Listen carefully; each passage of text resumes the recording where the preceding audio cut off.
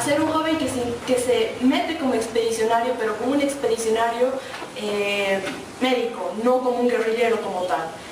Pero es importante saber quién es el que motiva a Che a que se meta en esto y sea parte del movimiento 26 de julio que va a entrenar en México.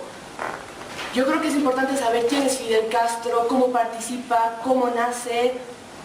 Tenemos 3 puntos iniciales para saber quién es Fidel Castro: el colegio, la universidad y lo que es el Moncada. En el colegio vemos la actitud rebelde que él tiene. En la universidad vemos que tiene 2 participaciones muy elementales, que es en la expedición armada de República Dominicana, donde él se prepara el 46, si no me equivoco, ¿verdad? Y el 47, y el 48 tenemos que él participa en el Congreso Antiimperialista en Bogotá, justo en los sucesos que desata el Bogotá, ¿sí? por tal la muerte de Gaitán. Sí, perfecto. Luego vemos que en Cuba hay una sensación de renovación política. Se habla de una democracia en el cual hay un partido que empieza a nacer por la herencia de Guiteras, ¿no? Que es el Partido Ortodoxo. Lastimosamente el líder del Partido Ortodoxo acaba asesinándose, pero meses antes se nombra a Fidel Castro como parte de los candidatos al Parlamento, ¿no? Entonces, una vez del asesinato se da el golpe de Estado a través de Batista. Una vez teniendo el golpe de Estado de Batista, tienes a un grupo de jóvenes que se organiza para hacer el asalto al cuartel de Moncada. El asalto del cuartel de Moncada tenía 3 objetivos: bloquear lo que es el hospital y robar las armas del cuartel de Moncada. Lastimosamente no tiene éxito este asalto. Caen varios del movimiento y en eso cae Fidel Castro. Fidel Castro llega a estar encarcelado 76 días, no tenía derecho a tener un abogado. En realidad el único abogado que le podían haber designado no le permitía tener charlas fluidas de frente a frente, siempre tenía que estar un policía. Entonces había una incomodidad, por lo cual Fidel Castro llega a representarse solo, ¿no? Y es por el cual tiene el alegato histórico de La historia me absolverá, en el cual explica cómo él tiene que representarse solo, cómo está la justicia en Cuba y cómo todos están suprimidos a un gobierno que no es para el pueblo, es solamente para ellos mismos, ¿no? Fidel Castro queda suelto. Ese mismo momento lo exilian, se va a México, y en México ya tenían un grupo preparado de lo que estaba participando Ernesto Che Guevara. Más antes teníamos a un Che que de la experiencia de Guatemala con el golpe de Estado a Jacobo Arbenz, tenía relaciones con distintos jóvenes que habían participado durante las dictaduras como exiliados, ¿no? No le despertaba la pasión de ser parte de una guerrilla. Más bien, cuando hablaba con Nico López, pensaba que Nico López le estaba imaginando qué es lo que había sido en el asalto al cuartel de Moncada. Pensaba que Fidel Castro era algo como imaginario, porque todos creían que Fidel Castro era la esperanza de Cuba, ¿no? Una vez que Fidel Castro llega, Raúl Castro llega a presentar al Che a Fidel. Hay libros como el de Paco Ignacio Taibo, en el cual le dice, ¿no? Han hablado más de 10 horas y bastó solo eso para que el Che pudiera ser parte de la guerrilla. Hay muchas teorías de las cuales se habla, pero hay una en la que el Che dice después de conocer a Fidel Castro, ¿no? Que es esta. Fidel me impresionó como un hombre extraordinario. Tenía la fe excepcional que una vez que saliese hacia Cuba iba a ganar. Compartí su optimismo. Había que hacer, que luchar, que completar, que dejar de llorar y pelear. Y fueron los motivos por el cual el Che inició,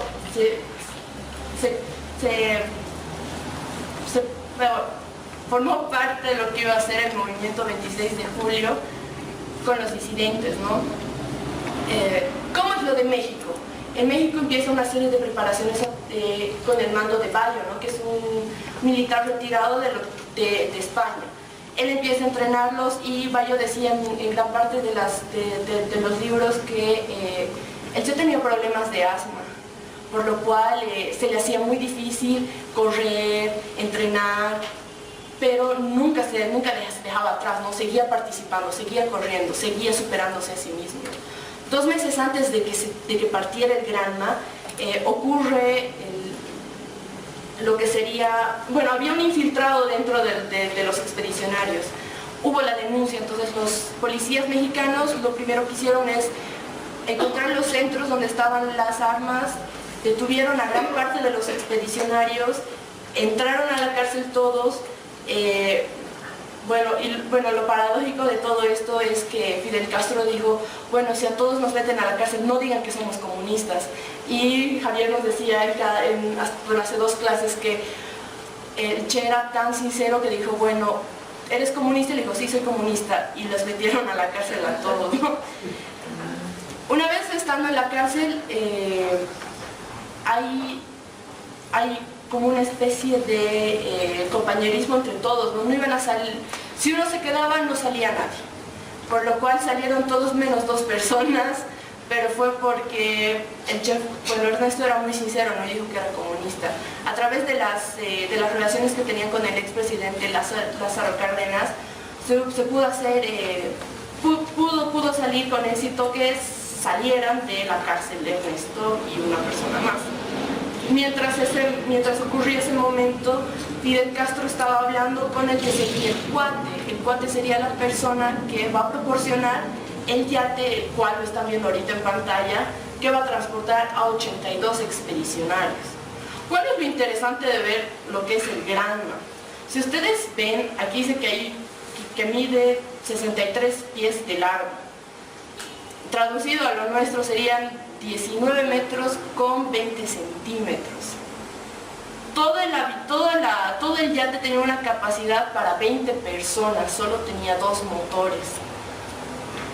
Entonces, y tenía la capacidad de 250 caballos de fuerza. Era imposible que entre tanta gente en este barco.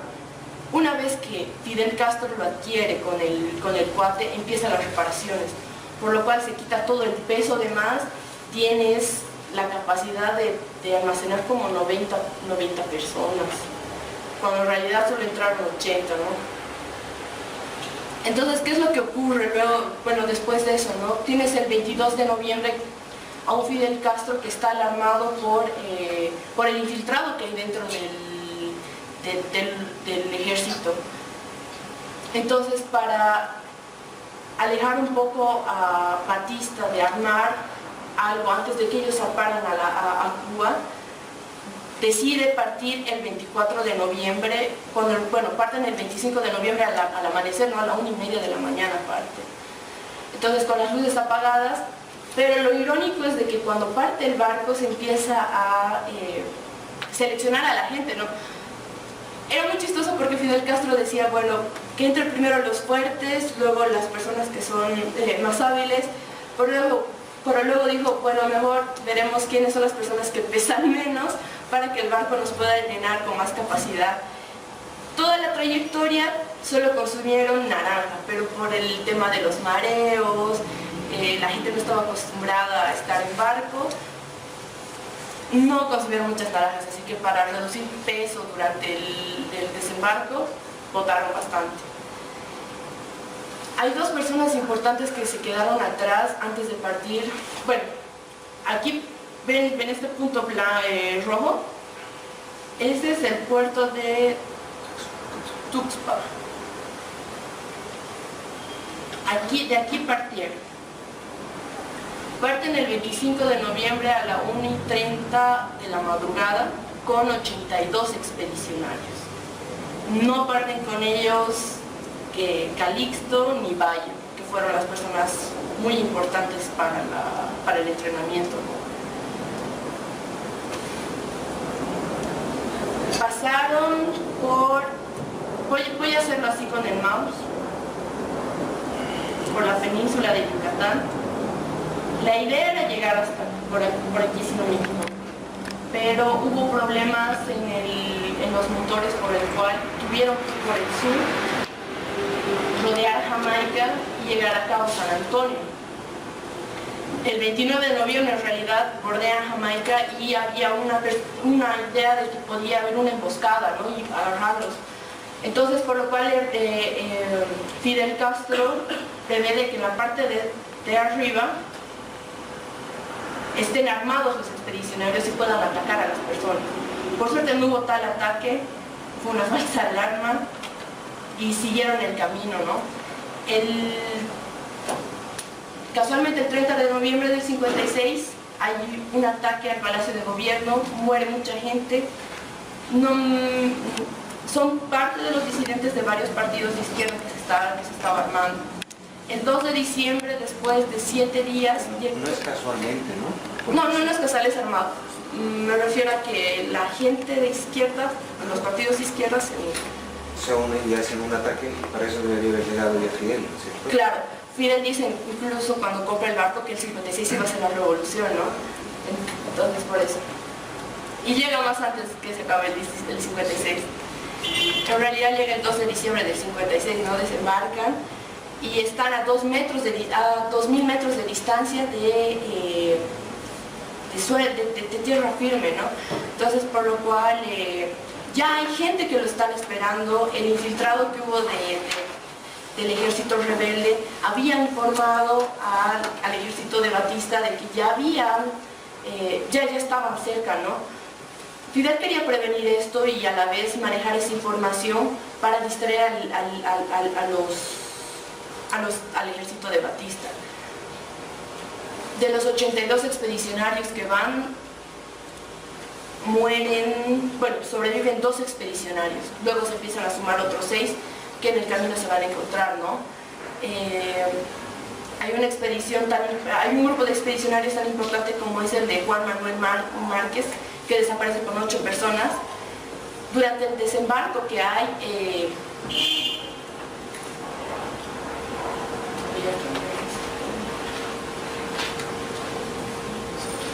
durante el desembarco, mientras Fidel Castro ya estaba llegando a las costas, tenías al grupo de Raúl Castro que recién estaba desembarcando con las armas. Entonces, por lo cual ya habían los grupos divididos, encargados de ciertos segmentos para sacar y no cargarse con todo, ¿no? Incluso hubo tanto compañerismo avanzando en el mar que Crespo, que fue parte del grupo de Ernesto, le decía, no, si quieres te ayudo a cargar las cosas. Y Ernesto decía, no, está bien, yo puedo hacerlo esto solo, ¿no? Una vez que llegan ellos a tierra firme, están siendo emboscados por una cantidad de policías. Había como 30.000 militares que los estaban esperando. Habían helicópteros, habían 2 tanques, había bastante control en la isla, especialmente por los puertos que se estaba esperando que ellos iban a llegar, ¿no? Por lo cual hay diferentes grupos que se subdividen de los expedicionarios. En el grupo del Che está Ramiro, Valdés, Almeida, Camilo Cienfuegos, Benítez, Hurtado y Crespo, el que les mencionaba. Los medios de comunicación decían que tanto el ejército rebelde como Fidel Castro habían muerto, que no había ni una persecución, no había nada en la isla. Todos deberían estar tranquilos. Tienes el 2 de diciembre que pasa eso. Pasan 2 días en el cual nadie sabe de nada. Hay un grupo de expedicionarios a la cabeza de Fidel Castro que están esperando en una de las chozas de Alfredo González, donde está Cecilia Sánchez, que va a ser... Celia, perdón, que va a ser la que va a articular el área rural, ¿sería?, de Cuba con el movimiento 26 de julio.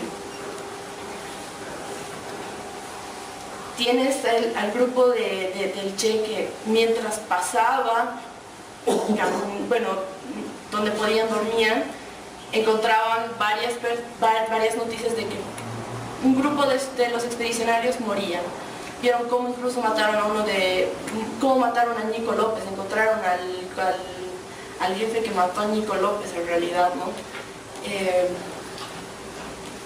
Una vez encontrados, había una desesperación y Fidel Castro le pregunta, ¿no?, a Raúl, le dice, bueno, ¿cuántas armas tienes? Y Raúl le responde, tengo 7.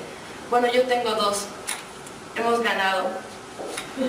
Entonces era algo irónico, pero a la vez alentaba a la gente, alentaba al ejército a decir, bueno, nosotros no vamos a ser vencidos, vamos a vencer nosotros, y esta revolución se va a dar porque se da. Tienes una preparación, bueno, ya con el foco de, bueno, ya con la localización de Celia y con las reuniones que va a tener Fidel Castro con diferentes dirigentes que van a articular en la zona, en la zona urbana de La Habana, como Frank País, tengo aquí bueno, son otras 4 personas más que ahorita les voy a mencionar. Entonces van a articular y va a haber una serie de elementos que se van a destacar en diferentes zonas de Cuba, ¿no? Para que se dé esta revolución. Tienes el 20 de diciembre, que es la primera, bueno, el 20 de diciembre en realidad se encuentran todos ellos. Hay la red de Crescencio a través de Celia que empieza a crecer, empieza a estructurarse, todos los expedicionarios empiezan a llegar ahí, se alimentan porque estaban, bueno, esos días no podían alimentarse de nada, no tenían que prácticamente ocultarse para que los militares de Batista no los estén matando ni nada por el estilo. Bueno, durante el trayecto lo que le sucede a Ernesto era algo muy trágico, ¿no?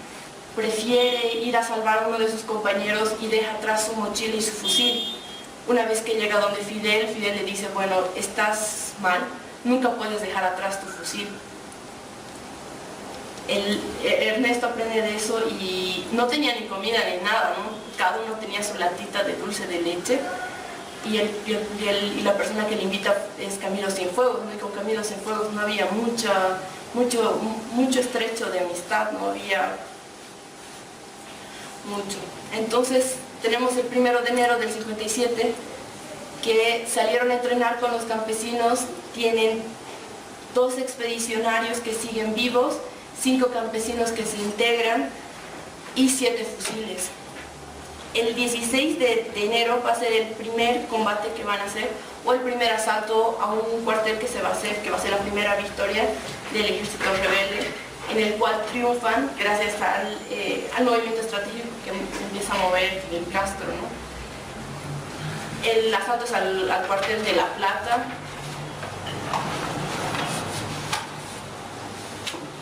En el lapso de tiempo que voy a hablar, porque no voy a hablar de fechas específicas porque va a ser mucho tiempo, hay diferentes aspectos que empiezan a resaltar en el Che.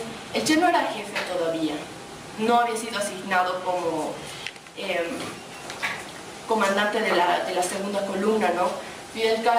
Ernesto Che Guevara en realidad era un expedicionario médico, ¿no? Que se tenía que encargar que una vez que sucedan los combates pueda curar a la gente, pueda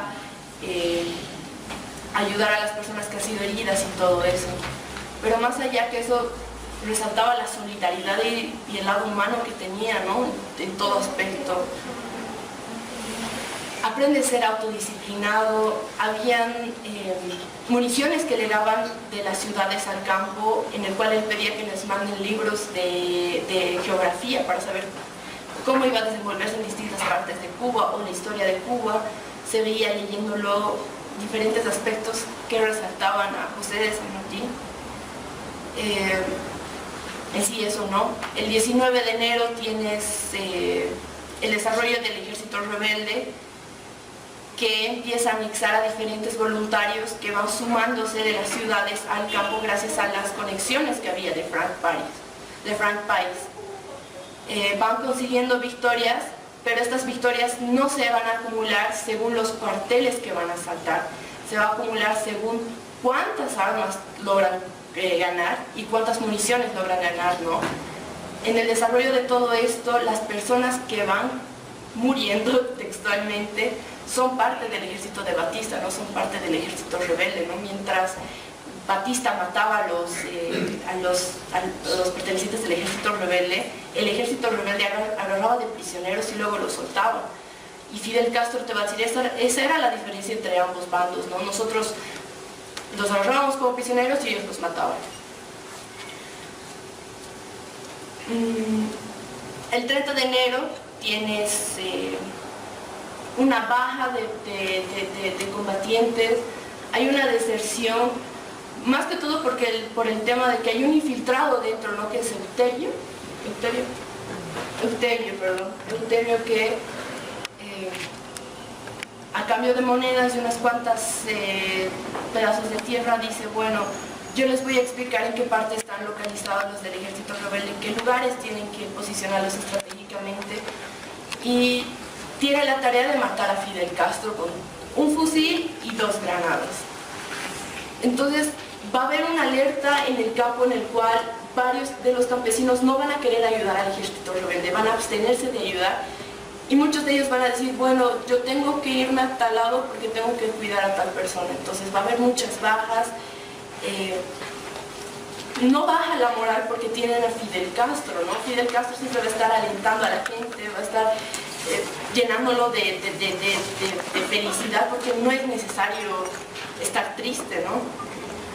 El 16 de febrero hay una reunión de los encargados. Esto es lo que les decía de las personas estratégicas que hay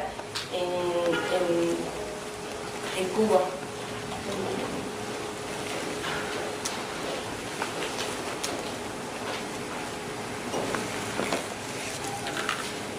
Tienen a Inés Santa María, Celia Sánchez, Frank Pais, Vilma Espín y Fausto Pérez, que van a ser la red que se encarguen de conectar a la zona urbana con la zona rural, ¿no?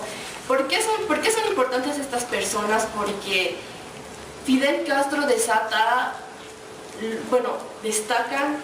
que empieza a articular a diferentes personas para que pueda triunfar esta revolución, para que tenga diferentes, no lo quiero decir focos, ¿no? Pero diferentes puntos que van a explotar según lo estratégico. Pero durante esta reunión hay algo muy importante, ¿no? No solamente que se está juntando a las personas más estratégicas, sino que hay una decisión de que se debería abandonar la revolución porque no hay muchas personas articuladas, y por lo tanto deberían llevarse a Fidel Castro a otro país y preparar otra expedición y luego volver a Cuba. Fidel Castro dice, no, nosotros vamos a hacer la revolución y no nos vamos a ir de aquí, por lo cual siguen las expediciones. Hay una idea en toda Cuba de que Fidel Castro sí estaba muerto, que no había tal movimiento 26 de julio preparando una guerrilla. Entonces lo que arman es preparar una entrevista con uno de los periodistas del New York Times, y es muy chistosa la entrevista porque mientras le preguntan a Fidel dice, bueno, tienen que aparentar que somos un ejército poderoso, que la gente vea y sepa que estamos aquí. Y había gente que solo podía atarse los cordones con alambres, ¿no? A pesar de eso, se demostró mucha valentía en las cámaras, incluso el mismo periodista quedó muy asombrado, ¿no? Hasta eso habían como 80 hombres dentro del ejército rebelde. Luego tienes el 25 de mayo, ya con 127 hombres, en el cual ya se estaban generando distintos puntos de encuentro. A la vez tenías el barco Corintia ya con Calixto, que estaba zarpando a la isla, pero aquí ya ocurre algo malo, ¿no? Mientras Fidel Castro recibe la noticia, todos los de la expedición de Corintia habían sido asesinados por Batista. Ya había la noticia de que ellos habían llegado, por lo cual nadie sobrevive de la expedición. El 27 de mayo tienes una de las primeras misiones más importantes para la columna, porque toman otros cuarteles, ¿no? En el cual se lo toman en 2 horas y 45 minutos. Tienes la división por escuadra. Hay personajes importantes como Almeida durante la expedición, que fue una de las personas que cuidó a Che durante la trayectoria desde el Cabo San Antonio hasta Sierra Maestra, y lo cuidó. En este caso, en uno de los últimos asaltos a cuarteles, Almeida queda herido, ¿no? Tenía que abandonar la expedición por un tema de salud. Ernesto decía en una en el diario que él escribe, decía, bueno, yo sabía que él iba a morir, y le apenaba realmente eso porque él ha estado en cualquier momento para apoyarlo, ¿no?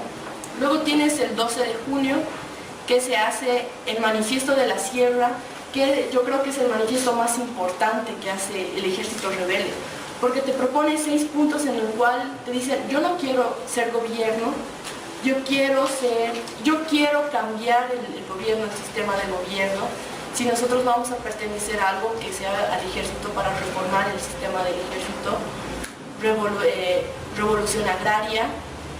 reforma agraria, y que se destituya al gobierno, de Batista y que haya un gobierno interino hasta que se hagan unas elecciones.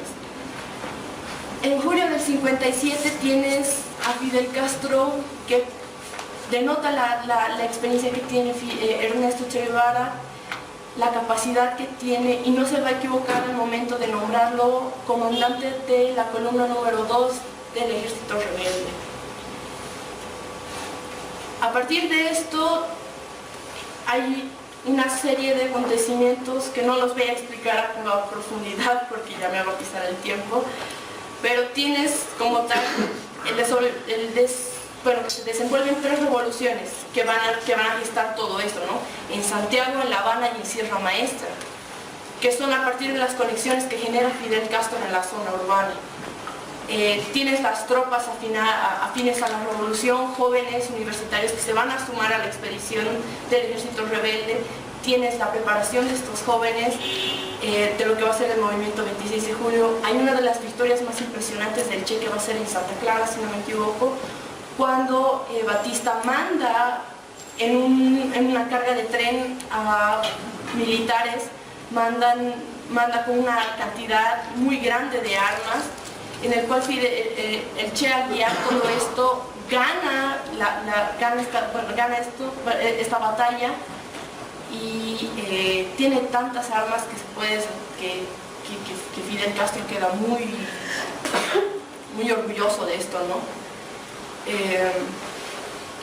Tras esta última victoria que tiene el Che, Batista huye, se instala un gobierno regional. Ya tienes el 1 de diciembre de 1959, en el 1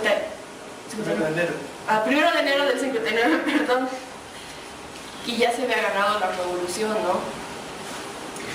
Hay algo muy interesante antes del 1 de enero, en el cual Fidel Castro va a ser la persona estratégica para decir lo que está bien y qué está mal. Primero, que hay unos grupos que se quieren apropiar de lo que es la revolución cubana, que quieren ser los actores principales de esto. Entonces Fidel Castro te va a decir, esta es una revolución del pueblo y para el pueblo, en el cual no hay ni un vencedor.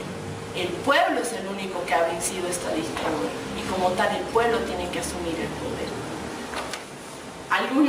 Hasta aquí sería mi exposición. Algunas preguntas o algo que tal vez no se les quedó claro, o pasamos a Mayo. ¿Quién era el traidor? ¿Cómo lo descubren y qué pasa con él? Me hablas del traidor antes de separarme. Nadie lo denuncia. Es un secreto que se queda para el ejército rebelde. Nadie lo denuncia. El único traidor que van a decir que hay durante Cuba es Eutimio Guerra, que fue fusilado. Eutimio. Sí, él era, dicho sea de paso, era lo que le llaman práctico, ¿no? Era un campesino, y que va acercando y acercando. A ver, hay que decir quizás que esta es la zona, estaba agrandando. Sí, no. Por acá desembarca el Granma. Acá desembarca el Granma. Y toda esta zona Cuba tiene solo 2 sierras, ¿ya? Aquí está la Sierra Maestra, aquí también tiene unos montes. La Sierra Maestra, piensen que tiene la máxima altura 2000 metros. Esa es la Sierra Maestra. O sea, no... La Paz está al doble de la Sierra Maestra. La Sierra Maestra está aquí, y acá hay otra que se llama el Escambray. Ya, son las únicas 2 cadenas montañosas de Cuba y unos pocos montecitos acá en Pinar del Río. Pero la lucha se da acá. Allá se va Raúl Castro, después de que desprenden de la columna madre, y lo que decía la compañera Mayra, el Che tiene que recorrer caminando todo esto hasta llegar ahí, a Santa Clara, ya, con unos pelotones, con una columna que no llegaba a las 50 personas. ¿Qué es lo interesante quizás resaltar de lo que dice Mayra? Que el 26 de julio, ¿y por qué es importante esto? Y nos queríamos detener aquí para complementarlo al compañero Eric, que el 26 de julio es un movimiento estructurado, es urbano, y en el cual una parte de él, con Fidel Castro, desata una guerra rural, una guerra de guerrilla, ¿ya? Pero incluso es un movimiento que tiene dos posiciones, y dos posiciones bastante contrarias. La parte urbana, que se le conocía como los del llano, creen en la insurrección popular, ir a una huelga y derribar a Batista. Y Fidel Castro en la guerra popular. Son dos versiones y bastante opuestas, al punto que pelean, ¿no? De hecho, la jefatura no era de Fidel Castro. Y hacen una huelga general en abril del 58 en esta ciudad Cienfuegos, que es una ciudad industrial, y fracasa la huelga. Y viene una represión muy grande, y a partir de eso Fidel llama a una reunión en la sierra y dice: ustedes se equivocaron, no resultó la huelga general, la planificaron mal, fueron sectarios, no llamaron a otras fuerzas, una serie de elementos, háganse la autocrítica, y ahora el mando pasa a la Sierra Maestra. Y ahí se consolida Fidel como el jefe completo. La lucha urbana pasa a subordinarse a la lucha guerrillera, ¿ya? Que eran bastante pocos, como dice Mayra, es un ejército de casi 300 hombres. El Che invade Santa Clara con no más de 50 personas, lo que eran locos. El pelotón del Che se llamaba el pelotón suicida, imagínense, ¿no? Y había uno que era el famoso capitán descalzo, que anduvo sin zapatos, los campesinos, cruzó toda la isla sin zapatos, El ¿no? descalzo. Claro, el capitán descalzo. Y el Che era bastante loco, como decía Fidel, ¿no? De hecho, el Che, quizás son detallitos, ¿no? El Che combatía de pie, no se protegía, que Fidel siempre le reclamaba eso. Y el Che decía que porque en el primer combate le dispararon en un pie. Entonces, si yo hubiera estado acostado me hubiera partido la cabeza, entonces desde ahora voy a combatir. Pero quizás de esos combates del Che, como dice Mayra, Santa Clara es lo más importante. Ahí están sus restos, ¿ya? Y es la ciudad que se conoce, donde el Che fue el héroe de esa victoria, que es una guerra que son casi 7 días, ¿ya? Donde se va tomando distintos puntos de la ciudad. Santa Clara viene a ser lo que en Bolivia sería como un Cochabamba, una suerte de tercera ciudad, ¿ya? Y al Che le toca, y si ustedes se fijan, en el centro de la isla.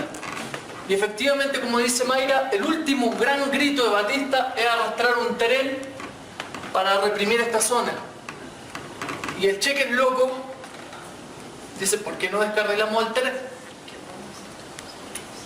Y descarrilan el tren con un Caterpillar, y estaba un tren blindado. Y como es bien loco, dice: ¿por qué no le prendemos fuego con la gente adentro? No, porque van a tener que salir. Y podemos estar toda la tarde, no podemos gastar balas disparándole al tren. Y es lo que hace, ¿ya? Arma una serie de molotov y le mete, como dicen en buen cubano, candela al tren. Los tipos se empiezan a asfixiar y se rinden. Ese es el golpe final a la dictadura, si uno quiere, de Batista. Ya, Batista agarra el tesoro de Cuba, las bóvedas del banco, un avión, y se va a República Dominicana, donde el dictador Trujillo, que es más ladrón que él, y le cobra parte de lo que se roba. ¿Ya? Le dice: bueno, tú estás arrancando, me tienes que dar dinero. Pero esto es más o menos, fíjense que acá es en La Habana, ¿no?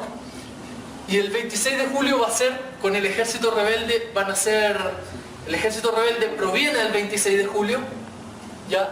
Pero van a tener sus rencillas, y también va a haber otras fuerzas. Y eso es interesante porque quizás, tal como lo dijo Mayra, el horizonte de Fidel no va a ser el socialismo, primeramente. El horizonte de Fidel es no a Fulgencio Batista, no a la dictadura. Y fíjense que es un horizonte interesante, porque es un horizonte, si uno quiere, retardatario, ¿no? Dice, tenemos que volver al 52, o sea, a la situación antes del golpe de Estado, cuando existían partidos políticos y había elecciones. Tenemos que volver atrás, porque este país se interrumpió la constitucionalidad con Batista. Entonces tenemos que retroceder, y por eso nos tomamos el poder. Y de hecho, y como vamos a ver ahora con la compañera, Fidel no queda al mando de Cuba. ¿Ya? Lo que Fidel se encarga es de hacer una coalición amplia, donde vamos a ver el protagonismo del Che, ¿no? Porque el Che empieza a tener rencillas también, porque vamos a ver que el gabinete es más bien burgués. No es un gabinete ni siquiera del ejército rebelde, ¿no? Y el Che se empieza a cuestionar. He luchado 3 años para esto. Eso es lo que vamos a ver, ¿no? Cuáles son los caminos que empieza a tomar la revolución, la propia revolución cubana, porque existen distintas tendencias, hay distintos partidos, algunos de izquierda, otros nacionalistas, otros que lo único que querían era sacar a Batista, pero no querían el socialismo, y el Che, como ya vimos, viene con toda esa formación y viene con el trauma de Guatemala, ¿no? Y Fidel tratando de aunar las distintas partes, y Fidel con una conciencia, y ahí le paso Maya, que es bien interesante, ¿no? Fidel le escribe, Fidel va a entrar 7 días después a La Habana, 9 días en realidad después a La Habana. El primero que entra se tiene que tomar por indicación de él La Habana es el Che, con Camilo Cienfuegos, otro comandante. Y Fidel le manda una notita y le dice, y está en un museo, y le dice, ustedes no se han tomado San Carlos y Columbia, que son los 2 cuarteles. Fidel da la orden, se tienen que tomar los cuarteles de La Habana. Dice, ustedes no se han tomado San Carlos y Columbia. San Carlos y Columbia los han tomado ustedes. Fidel lo que le está diciendo, el poder es capaz de tomarte, ponte los pies sobre la tierra, porque el poder es el que nos ha tomado a los guerrilleros y no nosotros el poder. Esas son reflexiones bien importantes de Fidel, de tratar de aterrizar a sus huestes, que en la mayoría de los casos el Che, el ejército del Che, como era loco, su pelotón suicida, los muchachitos tenían 15 años, 16 años, capitanes, 15, 16, 17 años, andaban con muchachitos así, descalzos, de pelos largos, muchos analfabetos, eran campesinos, ¿no? Incluso las crónicas, y lo podríamos subir al blog, el periodista argentino que sube a la Sierra, Massetti, dice, tiene que ir a entrevistar a los líderes, y dice, era impresionante porque tú ibas a un campo y de pronto te salían muchachos sin camisa, sin nada, que estaban escondidos entre las matas para emboscar a algún ejército, poder tomar un arma y poder combatir. Porque Fidel, cuando le llegaba a la gente, decía, no, ustedes se van, si aquí tú no vienes con armas, no podemos tener gente en la guerrilla sin arma, y si quieres un arma y quieres combatir, recupérala al enemigo, ¿no? Incluso hay un caso, uno quizás de los más dramáticos, que lo narra el Che en Pasaje de Guerra Revolucionaria, y también lo podríamos subir al blog. Es de un soldado que el Che lo castiga, lo ve durmiendo, Che lo castiga, le dice, tú vas a entregar tu arma, dice, y te vas a integrar cuando la recuperes. Y el Che dice, estábamos en la toma de Santa Clara, voy a hacer una revista al hospital, y el chico estaba muriendo, y le dice, recuperé mi arma, comandante, y se le muere frente a él. Dice, y era un chiquito de 18 años, 19 años, y él dice, se sintió muy mal, ¿no? Pero bueno, todas esas cosas van pasando ahí, y entramos ahora al 59. 2 consultas, Javier. Sí, claro. La primera es, bueno, más que consulta, es una acotación. Cuando llegan a Santa Clara y toman el tren blindado, pasa a ser la columna mejor armada de las 3 columnas que había, de la de Fidel, la de... Sí, porque sacan hasta tanque. Claro, por el tren blindado pasan a ser la columna mejor armada, ¿no? Y la otra es, ¿desde dónde cae Raúl? ¿Desde dónde? Porque Raúl estaba en otra columna. Claro, pero a Raúl le toca... Porque les manda a marchar sobre La Habana, pero Fidel no... Sí, pero es que es interesante, porque Raúl no se mueve. Si ustedes se fijan en la imagen histórica de la revolución, Fidel entrando a La Habana, Está con Camilo. Está con Camilo. Nunca va a haber fotos de Fidel y Raúl. Hasta viejito. Fidel siempre divide la fuerza. En términos estratégicos, ¿no? Fidel no va a quedar con el poder, vamos a ver, político, no va a decir yo soy el presidente. Fidel lo único que recuerda, dice, vamos a nombrar un gobierno, van a nombrar un gobierno de tránsito, pero el ejército de Cuba va a empezar a ser el ejército rebelde. Y el jefe Raúl Castro, y él la cierra, no se desmoviliza. Por si había un golpe de Estado de los propios militares. Fidel siempre conserva, envía al Che, envía a Camilo, pero Raúl maneja esta zona. Y después, digamos, como dato histórico, ¿no? Hasta ahora, hasta hace poco, Cuba en caso de guerra, en el jirón que vimos el video, en cualquier cosa, Cuba siempre se dividía en tres. Raúl Castro, Oriente, el Che Guevara, Occidente, en Playa Girón, en la crisis de octubre, lo que sea, el centro, Juan Almeida, y Fidel Castro como coordinador general. Pero Raúl, de hecho, el cementerio de su frente, donde murió, donde está enterrado su esposa, Vilma Espinto, están todos aquí en el frente oriental. Sí. Se dividen en zonas Cuba, los comandantes.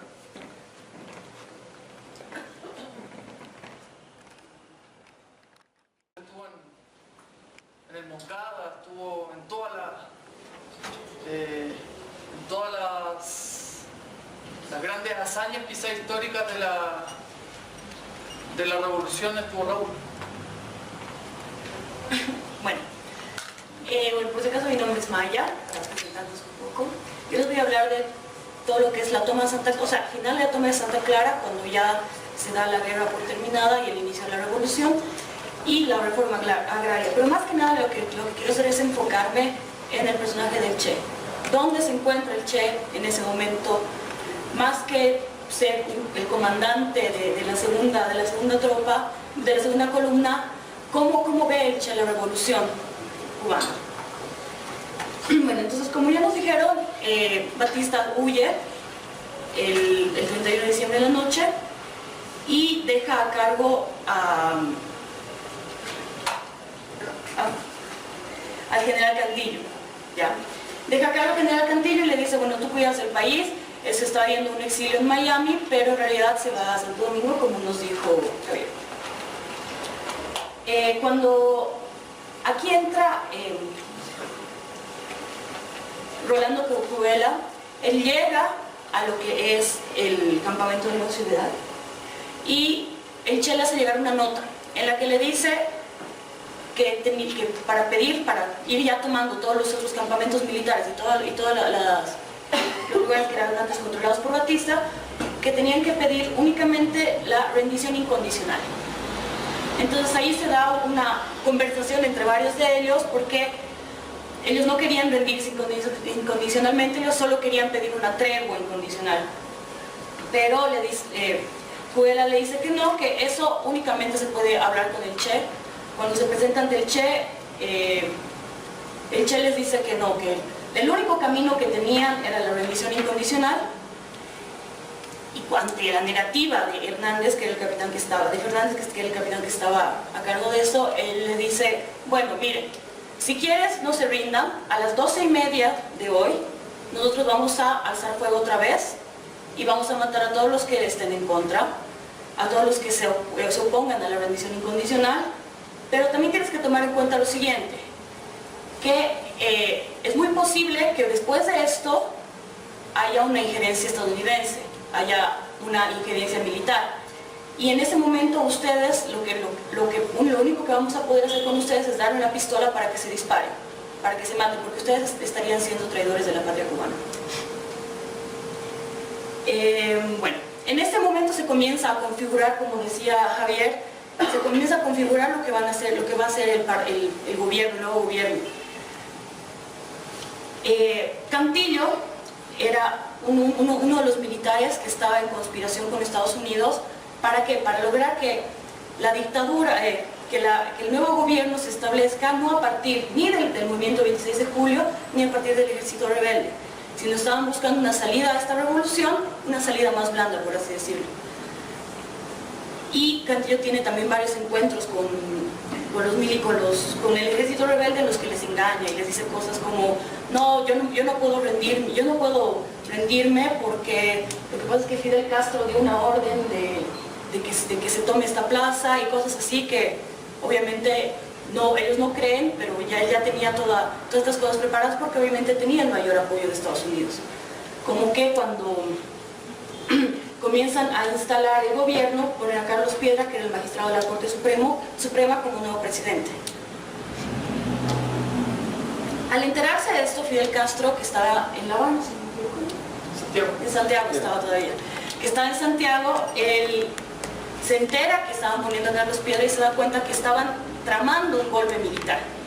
O sea, ya habían ganado una parte de la guerra de la revolución, pero estaban tramando un golpe militar que era acordado por los Estados Unidos y algunos disidentes que estaban dentro todavía de Cuba. Entonces él lanza un comunicado por la radio rebelde en el que dice: el pueblo tiene que estar muy alerta en estos momentos decisivos para el destino de nuestra patria. Esta larga y difícil lucha no tendrá otro final que el triunfo de la revolución. Jamás aceptaremos otra solución que un gobierno civil. El pueblo debe estar preparado para declarar la huelga general. Hay que evitar la huida de la lucha final de los asesinos. Exigimos la inmediata libertad a los presos políticos, que nadie se llame al engaño. No aceptamos ninguna junta militar. Hay que prepararse para la lucha final. No hay nada ni nadie impedirá el triunfo de la revolución. Las plantas de La Habana deben estar en sintonía con la radio rebelde.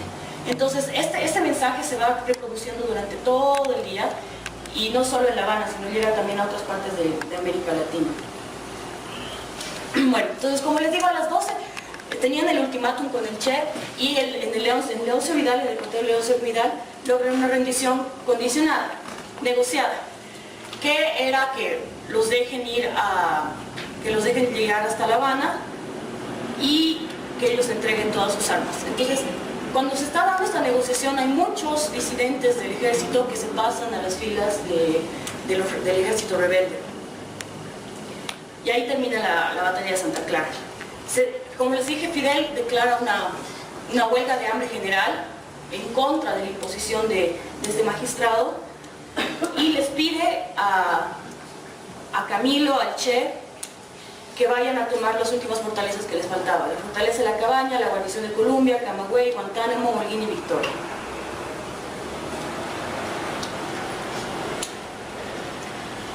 Una de las condiciones que el Che, que se da cuando estaban negociando, es que el Che les dice que iban a dejar que los militares vuelvan a La Habana y sean libres, menos aquellos que estaban denunciados por la gente misma de Santa Clara de ser torturadores, violadores y cosas así. Entonces, durante esos días se dan como 12 fusilamientos a estas personas que eran abiertamente denunciadas por la gente de Santa Clara. Otro aspecto bien importante es que, como ya habíamos visto con los compañeros, es que que la revolución no se compactúa únicamente por el ejército rebelde, sino que hay varios frentes de izquierda y personas que únicamente querían que Batista salga del gobierno. Entonces, mientras el Che y la segunda columna mantienen en Santa Clara un festejo bastante controlado, en el cual no permiten que haya saqueos y todo está bastante calmo porque ellos mantienen así la situación, en La Habana se ve un descontrol del aparato represivo, porque los militares de Batista ya no tenían nada de poder, y hay una fuga de cuadros batistianos muy fuerte, y entonces hay un vacío de poder que ni Cantillo, que era el que estaba más designado para quedarse a organizar el país, ni Barquín pueden llenar. Entonces en La Habana, por ejemplo, hay un montón de saqueos y cosas así, pero no es un momento así de desesperación, de locura, que van a saquear cualquier tienda o cualquier cosa. Ellos tienen unos saqueos racionales, por así decirlos, porque van, por ejemplo, a Shell, sabiendo que Shell había sido uno de los principales financiadores de la dictadura de Batista, y saquean Shell y grandes compañías que sabían que tenían que le habían dado algún tipo de apoyo a Batista, y son esos los espacios que son saqueados. Dentro de todo esto, Fidel le toma el juramento a Manuel Urrutia y reitera la huelga revolucionaria, para así que para tener a la mayor cantidad de la gente apoyando la revolución y que no se pueda dar un nuevo golpe militar. Se les ordena a los principales comandantes que lleguen hasta La Habana. Y en todo eso el Che reúne a toda su tropa, que ya se va multiplicando con las horas, pero los principales compañeros del Che durante la lucha comienzan a agarrar los autos que habían dejado, por ejemplo, los bastianos que escaparon, para irse a La Habana en esos autos. Y el Che en ese momento, o sea, yo creo que en esos puntos básicos encuentras toda la humanidad y toda la coherencia del Che, de sus actos con su ideología. Porque el Che les dice que no podían echar a perder un momento en el que el ejército rebelde había tenido por norma el respeto a los demás, que se iban a ir a La Habana en camión, a guagua o a pie, pero todos en lo mismo. O sea, no podían agarrar y irse algunos en carro y cosas así. Entonces el Che les hace devolver todas las llaves de los autos y dejan los autos ahí. Ahí uno de los combatientes que luchó con el Che le dice al Che que si es que podía irse al oriente a visitar a su familia. Y ahí el Che le dice, pero todavía estamos en mitad de la revolución, y él le dice, no, pero si ya hemos ganado la revolución. Y el Che le dice, bueno, mira, ganamos la guerra, la revolución está apenas comenzando. Entonces, ¿qué sucede? Cuando llegan a La Habana, encuentras todos estos puntos de poder, todos estos grupos sociales, que si bien algunos son de izquierda y todo, no tienes una cabeza fuerte, no es que solo únicamente una persona tenía el poder. Si bien Urrutia era presidente, se sabía también que tanto Fidel como el ejército rebelde tenían otra parte del poder. Entonces entre ellos se equilibraba lo que era el gobierno. Pero eso también trae ciertas consecuencias, y dentro de esas consecuencias es que hay, durante la rendición incondicional, hay un montón de militares que eran militares puros, que también fue una cuestión negociada con la burguesía, que se unen al ejército rebelde. Entonces no son efectivamente revolucionarios, simplemente son militares puros que pasan a ser parte del gobierno. También dentro de estas personas encuentras a gente que lo único que quería era entrar a los cargos administrativos, por ejemplo, del Estado, para ganar plata. O sea, no eran personas comprometidas con lo que era la revolución, ni con lo que era el cambio de estructura que se buscaba con la revolución.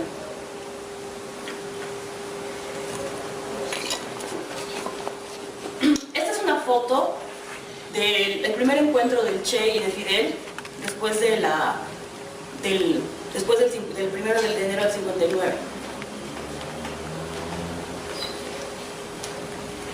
Bueno, como les había dicho, quiero tratar más que nada ¿qué pasa con el Che durante la revolución? ¿Quién es este Che que pasa de ser médico a ser comandante? Y una vez que ganan, ¿qué sucede? Un punto bien importante, por ejemplo, es cuando llegan a los cuarteles de La Habana a medianoche. Ya había sido... O sea, llegan a medianoche, y siempre están cuidándose que no haya ningún tipo de emboscadas y cosas así. Entonces se preguntan, tipo, ¿esto es la victoria? ¿Esta es la revolución?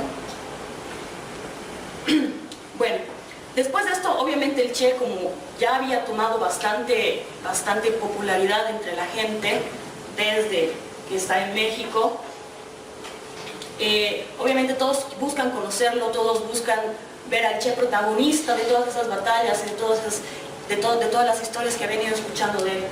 Y el Che da sus primeras entrevistas a varios periódicos argentinos, cubanos y a varios corresponsales internacionales. Pero, y aquí es donde quiero que pongamos altísima atención, porque justo en esta parte Estados Unidos comienza a hacerle un ataque mediático a la revolución cubana, diciendo que eran unos dictadores que estaban matando gente, fusilando a diestra y siniestra sin tener ninguna razón y cosas así, y que eran comunistas. Entonces el Che dice en una entrevista: llamar comunistas a todos los que se nieguen a someterse es un viejo truco de los dictadores. El 26 de julio es un movimiento democrático. Lo que hacemos por la libertad de un pueblo no es tema para publicar, y mucho menos los aspectos de mi vida privada. O sea, ahí te muestra un Che que es una persona un poco parca en relación a dar entrevistas. O sea, no está buscando un protagonismo, no está buscando ser el Che de la revolución, el héroe que llega a Cuba y tiene que recibirlo con laureles. Más bien, de hecho, él es como que siempre trata de quedar en segundo plano. Siempre trata de, o sea, es como que cuando daba discursos Fidel, el Che era uno más que estaba escuchando a Fidel, porque además a Fidel lo admiraba demasiado, pero no tenía ese protagonismo dentro de él. ¿Y por qué? La verdad es que el Che no entendía bien cuál era su lugar y el papel en esos momentos del proceso de la revolución. O sea, pasa de ser uno de los guerrilleros que iba a encargarse de la medicina, a ser el comandante, y una vez que se gana la revolución, llega a Cuba y es como que no encuentra cuál es su lugar dentro de esa revolución. O sea, qué estaba haciendo y cosas así. Entonces, en varias de las entrevistas también las cosas que él decía no eran cosas radicales, no eran cosas muy fuertes, sino decía cosas bien bastante comunes, bastante universales, como le preguntan, por ejemplo, de la reforma agraria y él dice, una de las medidas fundamentales será darle al campesino el trato que se merece. Después dice, sí, la unidad es un factor esencial. O sea, dicen cosas muy vagas, verdades que sí son reales, pero no cosas profundas del Che que hemos visto hasta ahora, ¿no? Y en contraposición tienes a Fidel Castro.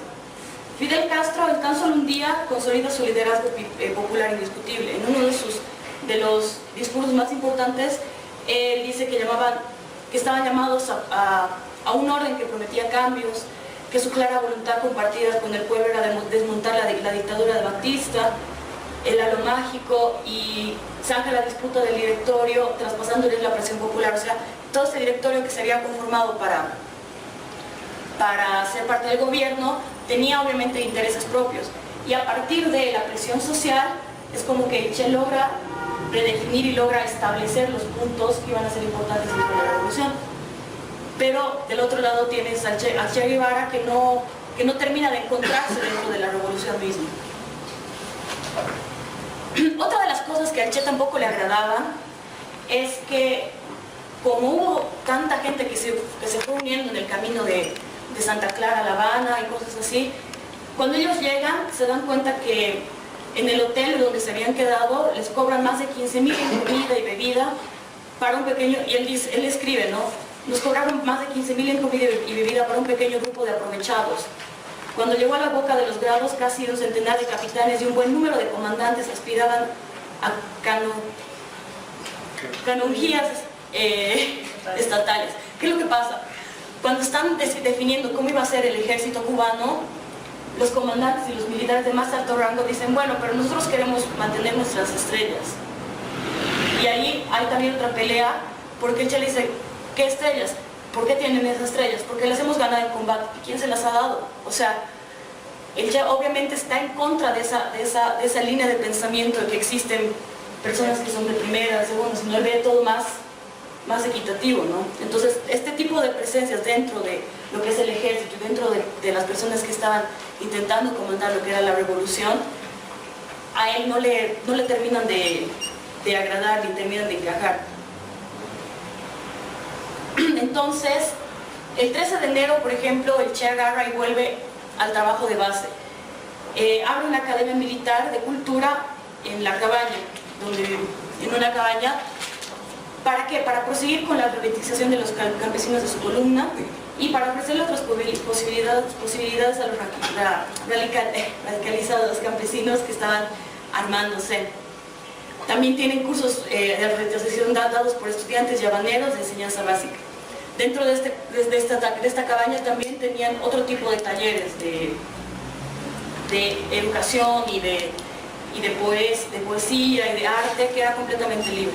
Entonces ese es uno de los trabajos fundamentales que el Che siempre mantiene, el trabajo de base, el trabajo con los campesinos. Él siempre mantiene esa cercanía con los campesinos. Como vimos también, y como ya les había mencionado, existe un ataque de los Estados Unidos muy fuerte por medio de los medios de comunicación, y aquí hay una cosa que la llama la Operación Verdad. Entonces comienzan a tratar de contrarrestar la información que los Estados Unidos estaban dando acerca de Cuba y de los fusilamientos con las cosas que de verdad estaban pasando. En ese momento Fidel Castro, por ejemplo, dice que no se podía ceder a la presión estadounidense porque ceder a la presión estadounidense iba a ser volver a las dictaduras y volver a someterse. Entonces, una de las primeras respuestas que dan acerca de los fusilamientos que tanto se criticaban es que los fusilamientos eran respuesta a personas que habían cometido actos bárbaros antes, o sea, eran los torturadores, eran los violadores, eran los que habían matado campesinos, que habían incendiado casas de campesinos. Era gente que realmente los consideraban como, o sea, les dicen como si fueran bárbaros. También hay una anécdota en la que tratan de fusilar a un torturador que estaba por escaparse y el Che les dice: ni ustedes ni nadie pueden actuar libremente, existen tribunales revolucionarios y si alguno actúa por sí ordenaré que lo encierren y le formen juicio también revolucionario. O sea, siempre manteniéndose dentro de lo que es la revolución y dentro de lo que es lo correcto, sin dejar que existe ese libre albedrío de yo pienso que esto es lo mejor. Pero aún tienes un Che que no sale mucho del protagonismo. Y ahí llega Hilda Gadea con Hildita Guevara a Cuba. Es cuando se separan porque el Che, manteniendo la honestidad que siempre ha tenido, le dice que estaba saliendo con Aleida.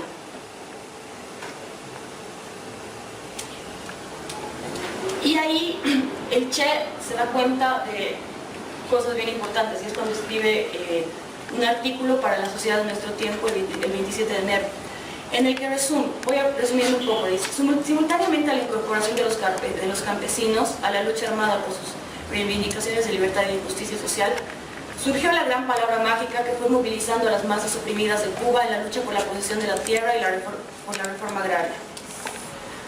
Como habíamos visto durante su estadía en la Sierra Maestra, los campesinos fueron fundamentales para todas las batallas que tuvieron ellos ahí, porque eran colaboradores invisibles, hacían todo lo que los rebeldes no podían hacer, les conseguían comida en los momentos en los que ellos no tenían comida. Y una de las cosas que más los marca es que después de una emboscada que tuvieron, los campesinos consiguen 10.000 reses que suben a las montañas y que no fueron solo para abastecer al ejército rebelde, sino que por primera vez los niños campesinos tomaron leche y comieron carne. Entonces, ahí es donde el Che encuentra cuál era su función dentro de la revolución. No olvidar los contenidos sociales de la revolución y en particular los contenidos agraristas. Es así como se comienza a fomentar más todo lo que es la reforma agraria.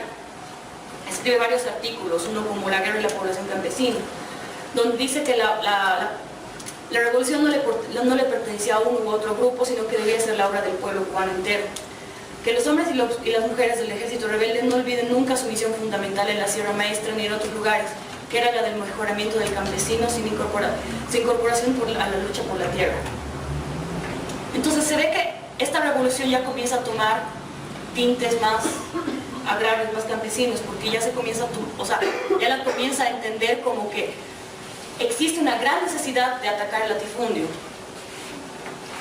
que toma como premisa que el imperialismo iba a ser el enemigo, pero el latifundio era la base de todos los problemas económicos dentro de Cuba, porque un 12% de las familias ricas tenían el 46% de la tierra cubana. Nuestra revolución ha significado haber destruido todas las teorías del salón. Hay que hacer revoluciones agrarias, luchar en los campos, en las montañas y de aquí llevar la revolución hacia las ciudades. O sea, ahí es donde encuentras todo ese disgusto que existía con las personas que se añadieron y que fueron entrando al ejército rebelde al pasar los días de la revolución, porque eran, como decíamos, personas burguesas que entran y son parte o sea, se hacen parte del ejército rebelde, pero la revolución verdadera tenía que venir desde el campo hasta la ciudad, desde las reformas agrarias hasta la ciudad, desde darle al campesino la tierra que iba a trabajar hasta la ciudad. Bueno, como habíamos visto en el video, el 7 de febrero preparan un decreto específico para el Che, para darle la nacionalidad cubana. Y a partir de ahí es que el Che comienza ya a tener una posición más radical y una posición más clara de su papel dentro de la revolución. Da este discurso sobre la reforma agraria donde dice: nosotros estamos decididos hoy a llegar hasta el latifundio, hasta atacarlo y destruirlo. El ejército rebelde está dispuesto a llevar la reforma agraria hasta sus últimas consecuencias. Entonces, el Che ya tenía bastante trabajo de base con los campesinos, pero ahí comienza también a entrenarlos, comienza a formar pequeños pelotones de campesinos para apoyarlos y ayudarlos a que tomen algunas tierras del latifundio. Ante esta situación, ante estas tomas de pequeñas tierras, hay una angustia, hay una molestia de Urrutia, que también era un burgués que estaba en el gobierno, y llama a Camilo Cienfuegos, que en ese momento era el responsable de las Fuerzas Armadas, y le pide que hagan algo al respecto, porque los campesinos estaban entrando a las tierras de los empresarios. Entonces Camilo ahí le dice que no iban a disparar a los campesinos. Ahí hay otra pelea dentro del directorio que estaba comandando Cuba, y el primer ministro agarra y dice: yo renuncio, yo ya no quiero acá porque no tenemos el poder, que están varios grupos, además que el ejército rebelde es demasiado radical, cosas así, entonces renuncia. Y ahí sugiere que Fidel Castro tome el poder, que Fidel Castro entre como primer ministro. Al final Fidel Castro acepta y dice: yo hubiera preferido mantenerme a un costado. O sea, porque como sabemos, como ya habíamos visto con los compañeros, la idea del ejército rebelde, la idea de Fidel Castro nunca fue llegar a ser el presidente, nunca fue llegar a tomar la institución del poder, digamos. Pero bueno, el Che se mantiene con la formación cultural del ejército rebelde, organiza actividades recreativas en la cabaña, y entre ellas una actividad de un club infantil para que se confraternice con los soldados, o sea, para que haya más ese contacto con toda la gente.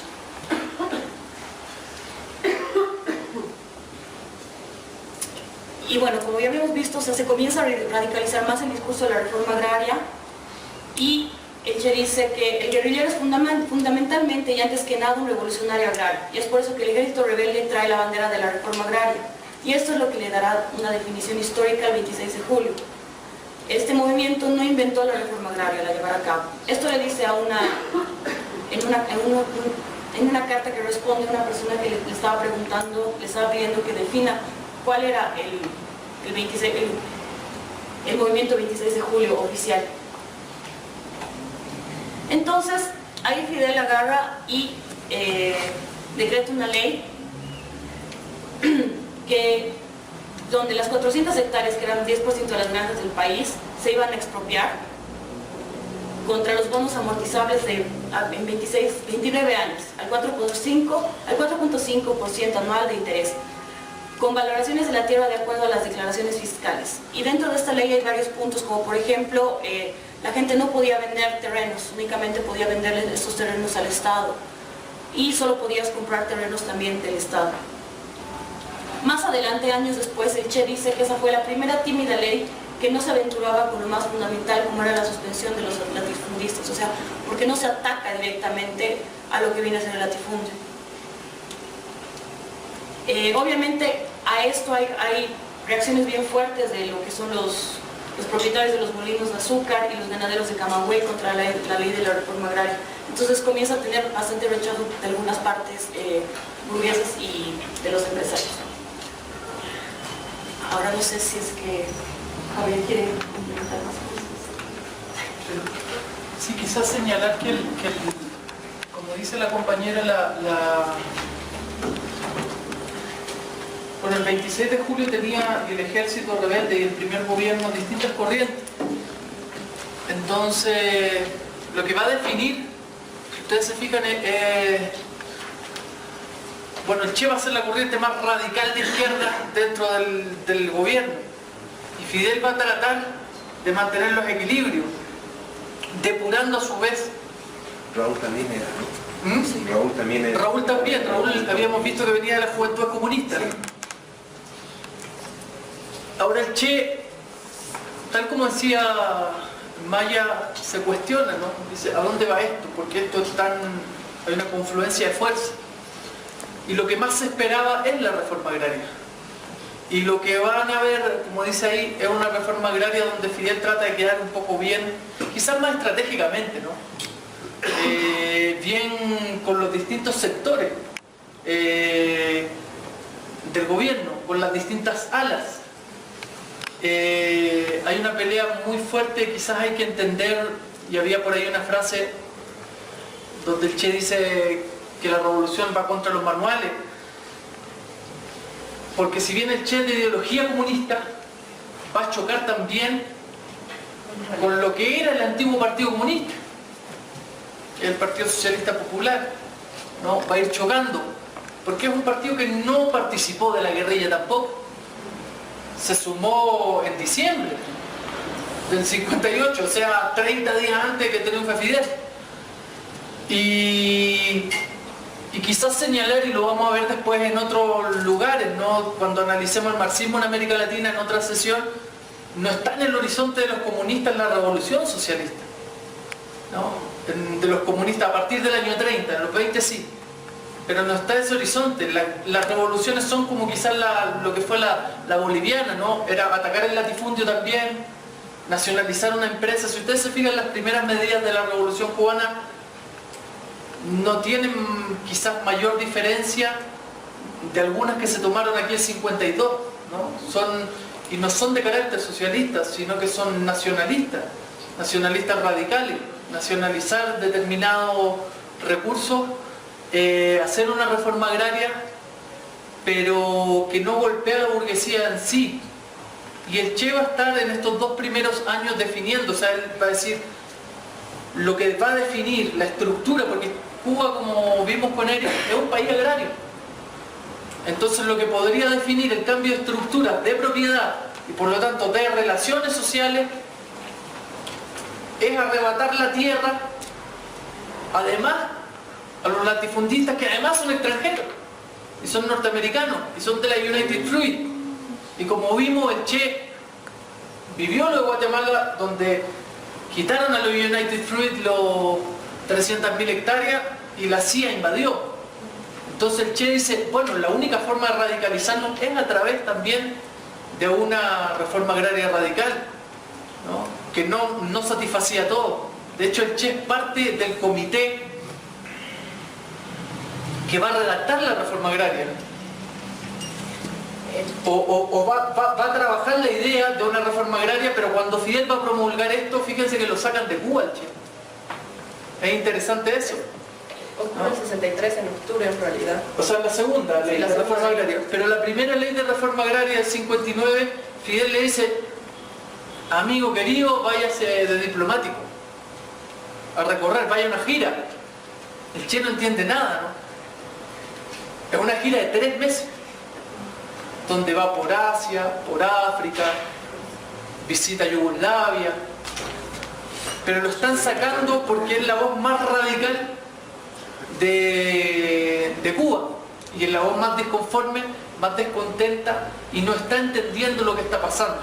Cuando el Che está en el exterior, se aprueba la reforma agraria, ¿no? Y él tampoco la logra ver muy radical, ¿no?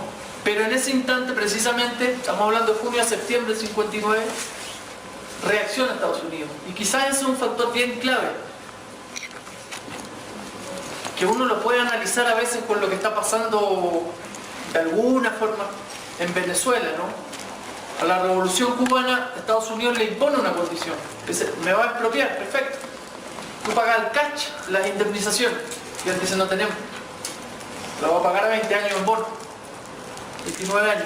No, tienes que pagarla ahora. Y le hace un primer bloqueo de préstamo. Entonces te vamos a bloquear los préstamos. Y después va a venir,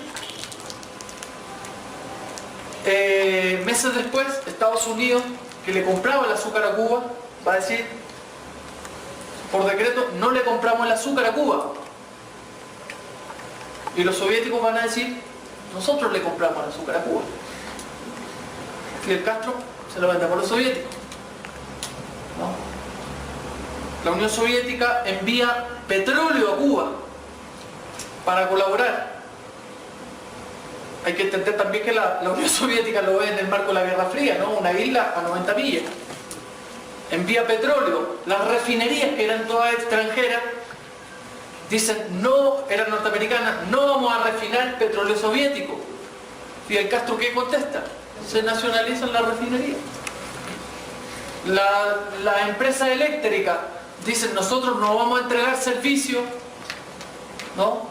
Y a partir de termoeléctrica con petróleo se nacionaliza la industria eléctrica. La cresta de la ola, si ustedes se fijan, ¿por qué digo lo de Venezuela? Porque es acción y reacción, ¿no?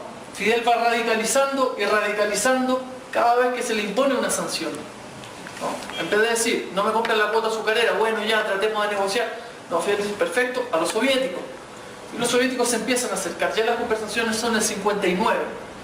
Y en ese lapso, del 59 al 61, es que esa revolución va a transitar de ese horizonte nacional, antidictatorial, democrático, antioligárquico, antilatifundista, a una revolución socialista. Estados Unidos, el último gran golpe que prevé es la invasión que vimos en el video de Vallejo Chino, donde envía 1.200 soldados para invadir Cuba en una zona ¿no está el mapita?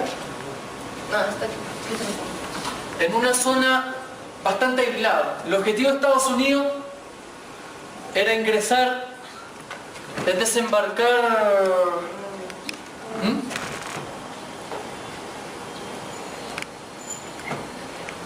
Estados Unidos manda a 1.200 tipos entrenados, no son sus propios soldados.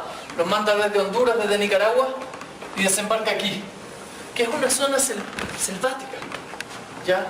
Porque la idea de Estados Unidos es que se consolide un gobierno 72 horas, o sea que unos tipos desembarquen, digan somos el nuevo presidente de la isla de Cuba, Estados Unidos reconoce al presidente nuevo e interviene, ¿ya? Eso es lo famoso del Playa Girón, que Cuba tiene 72 horas para derrotar al enemigo. Y van en esta zona que es una zona selvática, ya de muy difícil acceso, pero que los cubanos tenían la información, logran saber por dónde van a entrar los norteamericanos horas antes y movilizan a todas sus tropas. Y fíjense que otro elemento de radicalización, ¿no? Fidel va a declarar, como lo decía Eric la semana pasada, el 15 de abril, va a decir, todos tenemos que defender. Va a ser una guerra total y entrega armas a toda la población, ¿no? A los campesinos. A los milicianos, forman las milicias campesinas y eso se derrota en 72 horas con el pueblo armado. Y eso es interesante porque la revolución cubana se declara socialista en la calle, en la guerra y armada. No en el parlamento diciendo por decreto somos socialistas. No. Es un grito de guerra. Eso es lo que pasa en esos 2 primeros años y nos encontramos a un Che que ahí sí es pleno, ¿no? Es un Che que pasa de cuestionarse algunas cositas al comienzo, pasa a ser embajador de, si uno quiere, de la revolución cubana y pasa a ser nombrado quizás, un cargo bien interesante, pasa a ser nombrado, además de estar a cargo de toda la cultura del ejército rebelde, como decía la compañera, pasa a ser nombrado presidente del Banco Central, ¿ya? Y aquí quizá uno de los títulos, y con esto voy cerrando para que conversemos. El Che no tenía idea, ¿no? de economía. Tiene que intervenir el Banco Central porque el ex gerente es un tipo que está desertando, ya le habían robado todas las reservas a Cuba y lo que Fidel pide, ante todo, es un tipo honesto, ¿no? Y lo nombra director del Banco Central cuando aún el Che, además de esas tareas que les mencioné, estaba a cargo de las primeras industrias cubanas, 3-4 industriecitas, una fábrica de azulejos, como con 200 trabajadores y 2 cosas más, y unos talleres que tenía en el cuartel de la Cabaña, que él comandaba, y está empezando a hacer, porque ya prevé, digamos, la industrialización de Cuba, y Fidel lo saca al Banco Nacional. En el banco va a estar casi 6 meses, y su labor básicamente va a ser la retención de divisas, no a la fuga de divisas, cerrar algunas fábricas que contaban, que el mismo Che relata, dice, eran un descaro. Abrían los burgueses fábricas de 16 millones de pesos con un capital de 300.000 y el resto se lo pasaba al banco, porque eran primos de los banqueros, eran hermanos de los banqueros. iban inventando industrias fantasmas y el Che tiene que limpiar todo eso, ¿no? El Che tiene que hacerse cargo de eso, pero el Che toda quizás su labor intelectual, su reflexión la va a girar en torno a otro tema que va a ser la industrialización de Cuba, ¿ya? El Che ya había en la Sierra Maestra, tenía fábricas de armas, tenía una lavandería, hacía botas, tenía una tabaquera, y siempre tuvo inquietud por eso y va a ser nombrado el 61 ministro de Industria de Cuba. Va a ser liberado del banco y va a pasar al Ministerio de Industria, donde se va a desarrollar como dirigente hasta que se viene a Bolivia. Va a ser el ministro de Industria de Cuba, ¿ya? Y vamos a ver qué condiciones, todo lo que uno ve del trabajo voluntario, del hombre nuevo, todo lo va a elaborar a partir de su Ministerio de Industria, donde el Che va chocando con esa realidad, ¿no? Su primera labor es cómo hacemos para que un país donde existen, Cuba tenía 6 millones de habitantes, 700.000 desempleados, ¿cómo hacemos para sostener una fábrica? No tener que cerrarla, algunas no son viables. Estados Unidos empieza con bloqueos comerciales, con bloqueos de materias primas. Cuba vivía de la exportación del azúcar, ¿no? Y un poquito como Venezuela hoy. Fíjense que el país, siendo agrícola, tenía que importar sus alimentos, porque vivía del azúcar. Porque Estados Unidos lo había reducido a ser un país monoproductor de azúcar. Digo Venezuela hoy porque casi el 90% del alimento venezolano es importado. Y ahora que no tienen dinero, les cuesta importar el alimento, ¿no? Son esas deformaciones de la economía periférica y de países ricos en alguna medida, ¿no? Como Venezuela con el petróleo o Cuba con el azúcar. Pero bueno, esa es la labor que va a ir el Che desarrollando en esos primeros 2 años de revolución, y después vamos a ver el Che ya como ministro de Economía, ministro de Industria en realidad. Yo no sé si... Hay dudas. Claro, preguntas, dudas, comentarios. La organización de la posición del Che es la que más bien lleva o asume el mismo Fidel. Si la disconformidad con su primera ley agraria, que la visión que tenía el Che era mucho más, y lo sacan de cierta manera para no perjudicar, y luego lo retoman para más bien profundizar, sería más bien el Che un protagonista más profundo de la revolución en Cuba. Yo creo que uno de los pensadores estratégicos, ¿no? Pero quizás Fidel está tratando, hay que entender que hay distintas fuerzas. Y como decía Eric la clase pasada, el arte de la revolución es sumar, ¿no? El Che odiaba incluso los del 26 de julio de la ciudad, ¿no? Ese cobarde, estaban en la ciudad, nunca se atrevieron a ir al monte. Entonces es una persona que más bien, si uno quiere, resta y no suma, ¿no? Es más puro en eso, es más intransigente. Fidel entiende que la obra de la revolución quizás tienes que tener un Urrutia los primeros meses, ¿no? Quizás el arte de Fidel, y uno lo pudiera ver así, es cómo él va percibiendo las etapas del proceso y cómo ir depurando. Porque, por ejemplo, Urrutia, que es este presidente burgués que empieza a protestar contra el latifundio, llega un día y dice: ¿hasta cuándo los campesinos se toman la tierra? Fidel dice: que esta revolución de los campesinos, es que no podemos, tú eres el líder, en el fondo le dice Urrutia, y yo soy el presidente, nadie me respeta. Fidel dice: perfecto, yo renuncio. El emplazamiento de Fidel es fuerte. Pues Fidel sale en televisión y dice: yo renuncio porque con este señor ya no puedo estar, ¿no? Eso en julio del 59. Fíjate, 7 meses. Fidel dice: yo no puedo estar con este señor, renuncio. ¿Qué pasó? ¿Qué creen ustedes? ¿Qué calculó Fidel? El pueblo se levantó. A la hora estaba toda la Habana completa y toda la gente diciendo: fuera Urrutia, vuelva Fidel.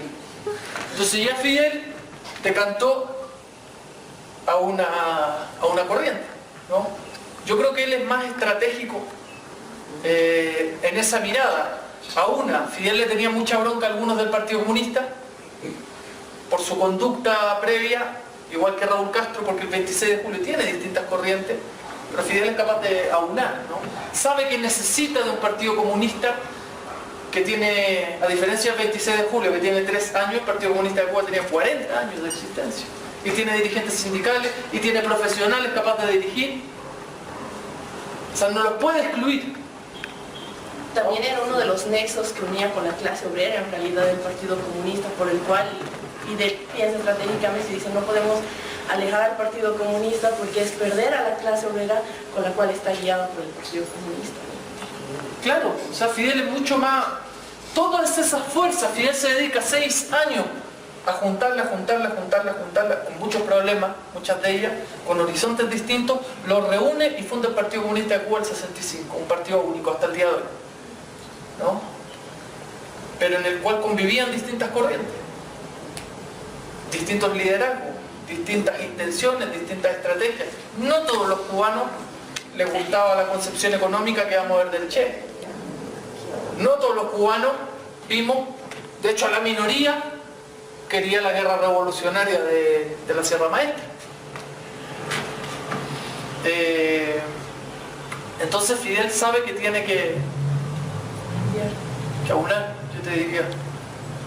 Quizás de la misma profundidad, pero con una mirada más y una comprensión mayor en su pueblo, ¿no? No olvidemos que el Che es argentino. Está conociendo a los cubanos. Y también creo que es importante pensar lo siguiente, o sea, era una revolución que recién se estaba afianzando dentro de Cuba.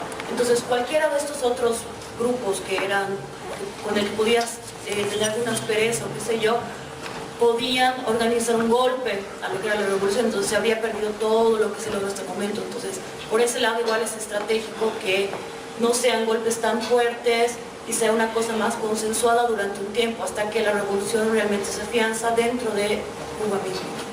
De hecho, hay levantamientos militares.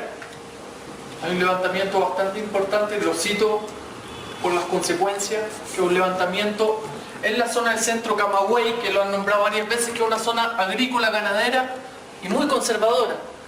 Y el jefe de la plaza, que se llama Hugo Hermato, que no sé si seguirá vivo, ¿no? Creo que sigue vivo. Hugo Hermato murió el año pasado, hace pocos meses. Murió creo que hace unos pocos meses. Pero Hugo Hermato se alzó contra la reforma agraria, se alzó contra la revolución porque creía que estaba virando hacia el comunismo. Fidel envía al jefe de esa plaza, digamos, de esa región, que era Camilo Cienfuegos, a reducir a Hugo Hermato. Lo reduce, pero seguían, digamos, él había hecho un trabajo sedicioso bastante profundo, Hugo Hermato. Apresan a Hugo Hermato y sigue la sedición. Vuelve Camilo Cienfuegos un 28 de octubre y desaparece. Que es el comandante, quizá el segundo o tercero de la revolución. Y lo han visto quizás en foto con una barba larga, con un sombrero al lado. Y cuando estaba regresando de Camagüey a La Habana, desapareció el avión de Camilo Cienfuegos. Camilo Cienfuegos tenía 28 o 29 años. Nunca encontraron la avioneta. ¿Ya? Hasta el día de hoy los niños cubanos los 28 de octubre se acercan al mar, arrojan una flor, y los que están en la montaña, en los ríos, cuidan una flor para Camilo, para donde quiera que se encuentre. Un niñito de 5 años. Pero eso es lo que pasa, ¿no? Está tratando Fidel de consolidar esa unidad incluso al interior del ejército. Sabe que el enemigo es mayor, ¿no? El imperialismo norteamericano, sí. Ahí yo tengo una duda. Sí, claro. ¿Por qué se vino el Che a Bolivia? ¿Qué pasó así como lo mandó de la África? Fue así, ¿cómo es que se vino a Bolivia el Che? Yo pienso que la revolución de Cuba sin el Che no hubiese sido revolución. Pienso personalmente. Aterrizo a eso, sin el Che no había revolución. Bueno, esa sesión, así bien breve, pero esa sesión la vamos a tratar después más adelante, incluso con Carlos Soria, con especialistas sobre el tema, sobre por qué vino a Bolivia. ¿Ya? Pero hay quizás, enlazándolo con esta etapa, hay que señalar que el Che, cuando se compromete, incluso se sube al Granma, le pide a Fidel, le dice, yo voy con una condición, que me liberes, ¿no? O sea, que no me retengan razones de Estado en Cuba. El Che, como bien usted dice, después va a estar en África, después en Bolivia, y a lo mejor hubiera sobrevivido a Bolivia y hubiera pasado a otro país, ¿no? Pero el Che, y lo vamos a ver en las últimas sesiones, su concepción militar, ¿no? El Che está entendiendo lo que dice el video, que el gran enemigo es el imperialismo, que Playa Girón es la primera derrota al imperialismo, pero es la época en que está Vietnam. Entonces el Che lo que concibe, lo que concebía Hugo Chávez, ¿no? Que en el fondo, ¿cómo yo corto nexos? ¿Cómo yo aíslo a la metrópoli, a Estados Unidos, a países europeos, de todos nuestros países que nos tienen sometidos? El Che concibe que hay que armar una guerra total, ¿no? Así como está Vietnam, hay que armar guerras en África, hay que armar guerras en América, hay que armar guerras en todos lados, porque el ejército norteamericano puede combatir en Vietnam, pero a 8 frentes le es muy difícil, ¿no? Entonces el Che viene a Bolivia para hacer un desprendimiento hacia la Argentina, un desprendimiento hacia Perú. Él mismo dice, armar la cordillera, hacer de la cordillera de los Andes una sierra maestra. O sea, que los gringos se topen en distintos países a lo largo de miles de kilómetros, mientras están en Vietnam, estén aquí, estén en África, estén en todos lados. Es la concepción que desarrolla el Che, ¿no? El Che se bate, quizás pudiéramos decir, tiene 2 etapas: la toma del poder y la construcción del socialismo. Lo que vamos a ver es la construcción del socialismo. Pero el Che llega a un punto en que dice, no basta, porque Cuba sola tampoco puede triunfar. Necesitamos más revolución. Que quizás es lo que Hugo Chávez trató de hacer con el ALBA, articular la OPEP, articular distintos puntos del mundo, ¿no? Para contener a Estados Unidos, obviamente en un contexto mucho más difícil el de hoy, porque quiera o no, el Che, que algunos pueden decir que era un loco, el mundo tenía 1/3 de la humanidad en el socialismo, existía la Unión Soviética. No pienso que los auténticos revolucionarios tienen que también ser, tienen que tener esa visión total, esa visión estratégica y además valientes, así, ¿no? Que tengan la sangre joven hirviendo, porque la revolución la hicieron los jóvenes, los campesinos, y se daba respuesta a esas necesidades que entendía así el Che, comprendía que había que dar educación a la gente que realmente necesitaba. Quienes han hecho esa revolución fueron ellos, entonces ellos también tenían que educarse. Claro, educarse a sí mismo, ¿no? Porque él mismo dice, finalmente todos venimos del capitalismo y todos tenemos vicios y queremos comodidad. Cuando Fidel lo asciende, le da la estrellita y se sentía esa vanidad que siente todo ser humano, ¿no? Me nombró comandante, no lo nombró al resto, me nombró a mí. Y dice, y después vuelvo y ya cable a tierra, soy un soldadito más. Pero quizás el Che en eso, y miren, hay una cartita, a ver si no sé si la alcancé a seleccionar, pero el Che en eso trabajó bastante por esa moral y por esa conducta, ¿no? Por sacrificarse a sí mismo, que lo veíamos desde niño cuando vimos las primeras sesiones de rugby. Y fíjense que el Che, y voy a leer una pequeña cartita, el Che se enfermó los primeros días de la revolución, pero se enfermó muy mal, ya con neumonía, por exceso de trabajo, estaba bastante mal, y los médicos le recomiendan dejar de fumar, aislarse, irse de donde estaba, porque estaba en este cuartel que se llama La Cabaña, y tenía que cuidarse. Él se niega, Fidel le obliga, se deja de joder, date unos días porque te necesitamos. Cuentan la anécdota que el Che negocia con los médicos lo del tabaco, ¿no? Si ustedes no me van a joder la vida, los médicos le dicen, ok, pero un tabaco al día. Entonces su médico personal, Fernando Mel, que es guerrillero, dice que llega y ve al Che sentado en la casa de reposo con un tabaco de este porte, que se lo habían llevado los tabaqueros de La Habana, ¿no? Los obreros que lo querían bastante. Entonces, y Fernando, claro, y el Che dice, me comprometí a uno al día, ¿no? Y tiene uno grande. Pero al Che lo llevan fuera de La Habana, a una casa, ¿ya? Y de inmediato a una casa en la playa, que había sido un batistiano. Y de inmediato la prensa empieza a decir que es un burgués, ¿no? O sea, dice, el Che se fue a vivir a Tarará, que es el sector. Y esto es lo que contesta el Che, que es al director de un periódico. Dice, 10 de marzo del 59, Tarará. Compañero Carlos Franqui, director del periódico Revolución, que era el órgano oficial del ejército. Compañero Franqui, vi en la revista Carteles, en la sección Tras la Noticia, que escribe Antonio Llano Montes, una nota que me ha interesado por insinuar algo sobre mi postura revolucionaria, tras la siguiente frase aparentemente inofensiva. ¿Cuál era el titular de la revista?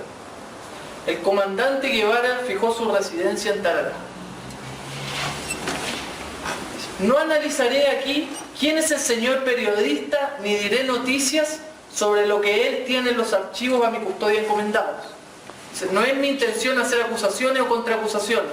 Me debo a la opinión pública y a quienes han confiado en mí como revolucionario. Le aclaro a los lectores de Revolución que estoy enfermo, que mi enfermedad no la contraje en garitos ni trasnochando en cabaret, sino trabajando más de lo que mi organismo podía resistir para la revolución. Los médicos me recomendaron una casa en un lugar apartado de las diarias visitas y recuperación de bienes. Un organismo que confiscó lo de Batista me prestó esta que habitaré en la referida playa hasta que los colegas que me atienden me den el alta. Debí ocupar una casa de personeros del antiguo régimen porque mi sueldo de 125 pesos, que es menos que un salario mínimo, como oficial del ejército rebelde, no me permite alquilar una con suficiente amplitud para albergar a la gente que me acompaña. Andaba con su escolta. El hecho de ser una casa de un antiguo batistiano hace que sea lujosa. Elegí la más sencilla, pero de todas maneras es un insulto a la sensibilidad popular. Prometo al señor Llano Monte y sobre todo al pueblo de Cuba que la abandonaré cuando esté repuesto.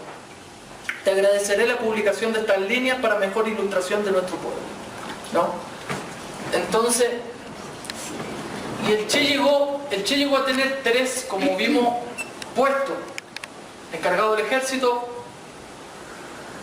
Banco Nacional, ministro después, pero tenía, bueno, 3 puestos simultáneos y él cobraba un solo salario, que era su salario de comandante del ejército, ¿ya? Incluso hay esa foto de la que mostraron ahí de Hilda con la muñequita. Dice que los soldados le compraron la muñequita porque el Che andaba sin dinero, no tenía. Y si se fijan es algo continuo, ¿no? Hablábamos de que cuando niño no se cambiaba la camisa, andaba con una sola camisa, y el Che siempre fue bien desprovisto de lo material, ¿no? Y después vamos a ir viendo otras cosas. Incluso la esposa, que tiene un libro, dice que a veces le molestaba eso, ¿no? Pues cuenta otra anécdota así bien rápido, que un día llega a la casa el Che y ve una comida que no era la de la libreta, ya estaban con libreta de abastecimiento los cubanos, y pregunta, ¿y esa comida de dónde la sacaste? Entonces dice, no, uno de los escoltas fue a buscar, la esposa le dice, no, mandé a uno de los escoltas a buscar a tal, dice, no, yo no tengo dinero, anda a devolverle. Si no tengo, no tengo, no tienen por qué andarme regalando comida. Entonces era bien intransigente en eso, y no por ser quizás el superhéroe de la historia, ¿no? Sino que porque tenía que entender... Coherencia. Coherencia. Por coherencia, porque creía que se estaba transitando a otro estatus quizás del socialismo, donde el comunista tenía que ser un tipo con una conducta intachable. No podía acumular riqueza, no podía andar en los mejores carros, no podía tener lo mejor.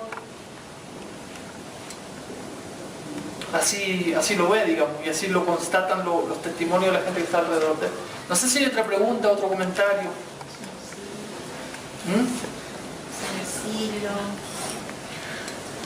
está en el contexto, se desenvuelve en el contexto que está, como son los demás. Y finalmente, ¿de qué serviría vestirse bien si no tiene sentido cuando se tiene esta tarea de revolucionario, feminista? No tiene valor, o sea, el poder tener ropas mejores o comer mejor, ¿no?, que los demás. Claro, yo creo que esa era la lucha, ¿no? Creo que esa era la... Y es, pienso, quizás una de las grandes herencias de la Revolución Cubana, ¿no? El mismo Fidel, Excepcional. antes de morir, dejó un escrito que decía: no le pongan a ninguna escuela, a ningún estadio, a nada mi nombre. Lo prohíbo, ¿no? Ni una estatua me hagan, ni nada. Que incluso se está discutiendo en el Parlamento, porque hay gente que considera que no es justo, ¿no? Pero Fidel dice: nunca ha habido culto a la personalidad. En Cuba está prohibido por ley poner el nombre de alguien vivo a alguna cosa, ¿no? No existe nada de alguien vivo, los nombres ni de una fábrica ni de nada, o una escuela o lo que sea. No pueden llevar nombres de personas vivas, para evitar precisamente esas vanidades y esos cultos. Bueno, no sé si otra consulta, otra pregunta, otra... No se ha analizado mucho, no se ha dicho nada.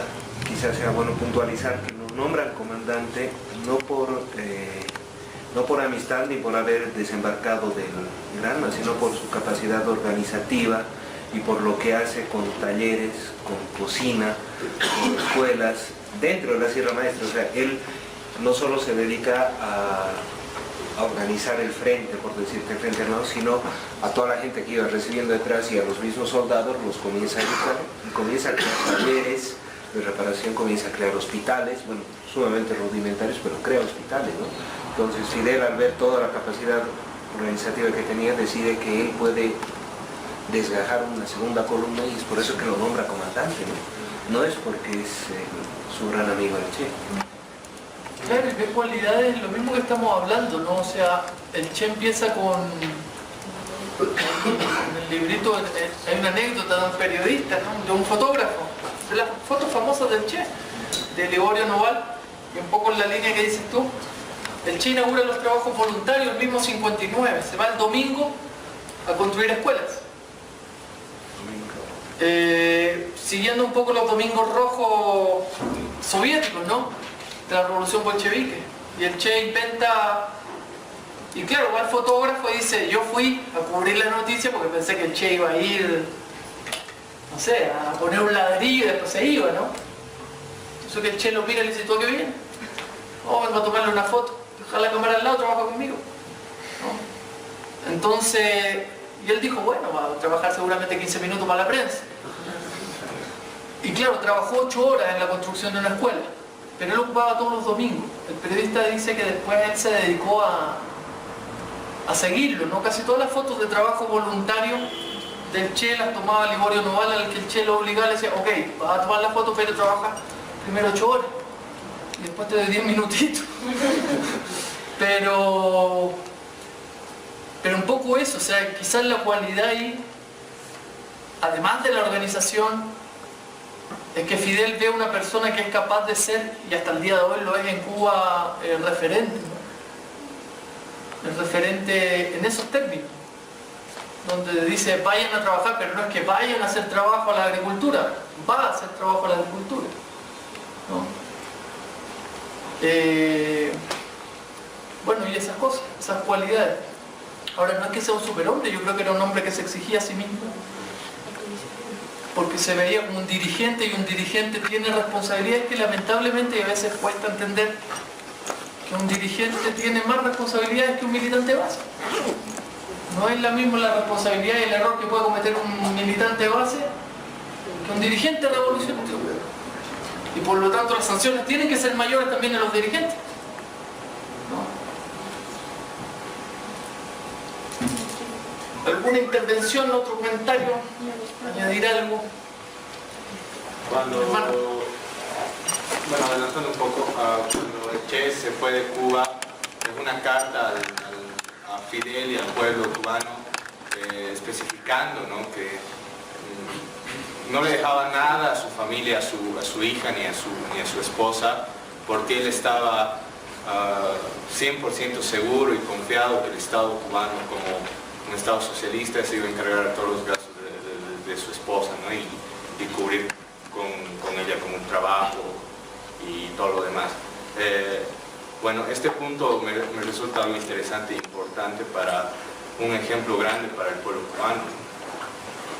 Bueno, es un aumento y quisiera que eso se podría ver la próxima sesión. Claro, y es la misma línea, ¿no? Usted confía en lo del Estado y vivir de tu trabajo. Sí. Pero efectivamente esa carta se la envía antes a Fidel, antes de salir. Manda la famosa carta de despedida que se conoce. Está ubicado. De una joven nación de raíces de hierba, raíces que niegan la rabia de América. Vengan ustedes, hermanos norteños, cargados de gritos de desaliento y de fe. Vengan ustedes, hermanos norteños. Vengo de donde venimos los homo sapiens, devoré kilómetros en ritos transhumantes, con mi materia asmática, que cargo como una cruz y en la entraña extraña de metáfora inconexa. La ruta fue larga y muy grande la carga. Persiste en mí el aroma de pasos vagabundos, y aún en el naufragio de mi ser subterráneo, a pesar de que se anuncian orillas salvadoras, nado displicente contra la resaca, conservando intacta la condición de náufrago. Estoy solo frente a la noche inexorable y acierto dejo dulzón de los billetes. Europa me llama con voz de vino añejo, aliento de carne rubia, objetos de museo. Y en la clarinada alegre de países nuevos yo recibo de frente el impacto difuso de la canción de Marx y Engels, que Lenin ejecuta y entona los pueblos. Este poema, ¿será que se escribe en el momento en que lo sacan como embajador? No, eso se escribe antes de... Eso dice amigo norteño, se escribe antes de subirse al grano. Fíjate que todavía está en la duda, ¿no? Dice, Europa me llama con vino añejo, con mujeres, pero hoy con la clarinada de Marx y que me falta estar en la posición que una vida cómoda o me empiezo a sacrificar, ¿no? ¿A dónde voy? Ese ser humano que en la primera sesión le molestó a algunos, ¿no? Porque lo nombramos, que tenía esas dudas. Dudas por lo demás que puede tener cualquier joven, ¿no? Bueno, cuando hacía referencia a la reforma agraria, me ha parecido bien interesante, por supuesto, analizar cuáles han sido sus ventajas y desventajas, pero yo más contextualizaba con el escenario boliviano, en el sentido de que si nosotros retomamos algunas ideas de Zabaleta Mercado, por ejemplo, para Zabaleta Mercado la revolución del 52 acá en nuestro país ha sido una revolución democrática burguesa, que no ha resuelto los principales problemas de contradicción de clase. Entonces mi pregunta es, en esa precisión que tiene Zabaleta Mercado, ¿cuál es la idea cubana si resuelve esta contradicción de clase, tal vez respondiendo a Zabaleta Mercado? No la resolvía, por eso Che se enojó. Después hay una segunda reforma agraria, el 63, donde ya se ataca todo. Y después, a mediados de los 60, viene lo que se llama la ofensiva revolucionaria, donde ya se socializan, se terminan de socializar los medios de producción. Pero no la resolvía. Afectaba a algunos, bien poderoso, pero como dices tú, y por eso ese tránsito, no dejar una reforma agraria, no es en sí el socialismo. La nacionalización de la industria no es en sí el camino socialismo. ¿No? Es lo que dices tú. Puede ser un gobierno nacionalista y hacer eso. Perón hizo eso. Extensor hizo lo mismo. Y son gobiernos nacionalistas. Pero de ahí el socialismo es otro el cuento. Hay camino que recorrer. Hay camino que recorrer, claro. Bueno, compañeros, si no hay más